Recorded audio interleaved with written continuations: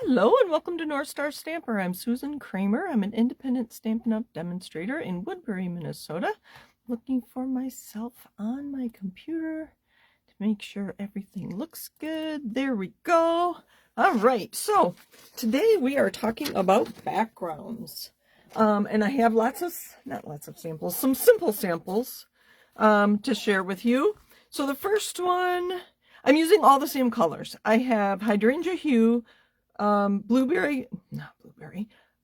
Bath, and then my dark is Secret Sea. So for the first background here, I used the wide water painter, and you know how to do this, don't you? Hopefully you know. You squish ink into the lid of your ink pad, add some water, get it really wet, and then just brush it on. It's quick and easy.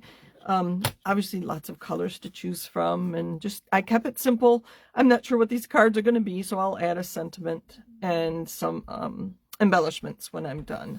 And all my cards are not done. The next one, my background idea here, is blending brushes. Practice, practice, practice. I'm getting there. They're getting a little better. There's a little bit of I don't know.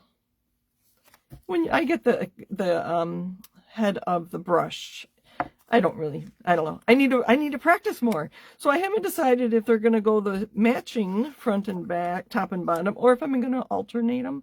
I don't know. We'll talk about stamps too here in a minute. Let's see. I'm missing one. Let's see. That's that one. Uh-oh, I'm missing one. I may have to start over. Oh, here it is. Stamps. So this one, I actually used this stamp because it's bigger. Well, I don't know. I used multiple stamps of that, and you know that you can get different colorations if you don't re-ink it when you stamp again. So that was Nature Symphony, this one.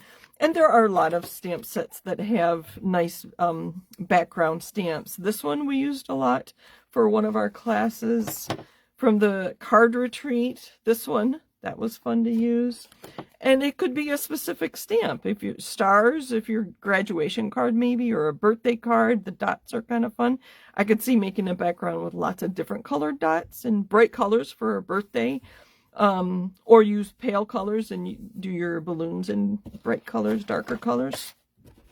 A couple more ideas here. I thought it'd be fun to use this one as a background. Maybe overlay them, just kind of step it along, and then make the stripes would be interesting. And this one, I think, obviously, it was meant to be used for backgrounds. I don't know if those were the actual size.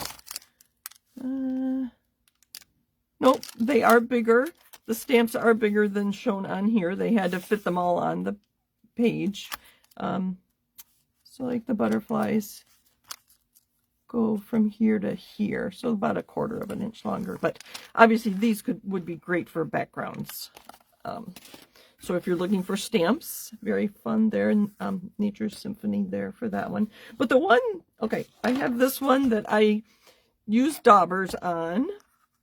I was really trying to get a streaked background. Actually, I wish I had alternated them. That would be interesting. The hydrangea bubble bath. And I had trouble getting that streaked look. And I ended up with lots of dots. So I just made them all dots instead. So I'm not sure what this one's going to be. I might combine this with some of these other ones. Maybe the confetti or something. Or the bordered in beauty background. I don't know. We'll see. I haven't finished that one, but there's another idea with that. But the one, that's okay. That's the stamps. Okay. The one that started it all, do you remember this background? Using painter's tape, or masking tape is what we used to call it. I think this is actually painter's tape to create the background. So if you don't have a stamp, try this. I will demonstrate this with, I'm going to use Peaceful Pine, and all my samples so far have been on white cardstock. Obviously, you can stamp on designer series paper too, or other colors, obviously.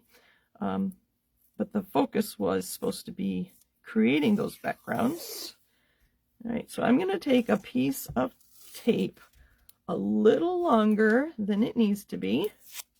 And I'm going to make little handles here on either end for me so my fingers don't get quite so dirty. Let me grab a piece here. Do you remember this? We did this when I first started stamping 25 plus years ago. So I'm going to set this right in my ink. Let me make sure I'm in camera view.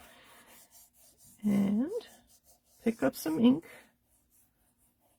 So this is nice. It's nice and dark. So there's ink on ink. I'm going to start in the middle. Ink. All right, here come all my ideas. Here comes the creative ideas. What if we had a mask? What if, oh, Christmas. What if we masked a Christmas tree and then just added our green inside the Christmas tree shaped mask? That'd be kind of fun. It just gives a very interesting texture.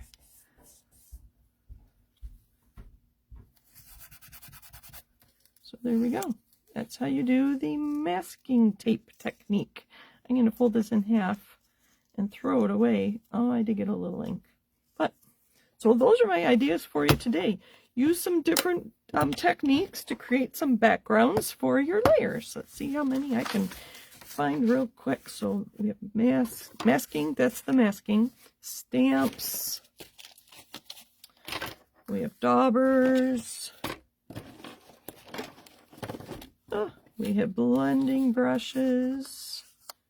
And we have a water painter. So, thanks for joining me. Happy stamping, and go create some backgrounds and use what you have. Thanks for joining me. Bye.